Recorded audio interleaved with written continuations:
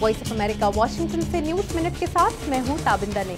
इस साल अमन का नोबेल इनाम ट्यूनिस में जमहूरियत के लिए जद्दोजहद करने वाली तंजीम ट्यूनिसियन नेशनल डायलॉग क्वार्टेट को देने का ऐलान किया गया है।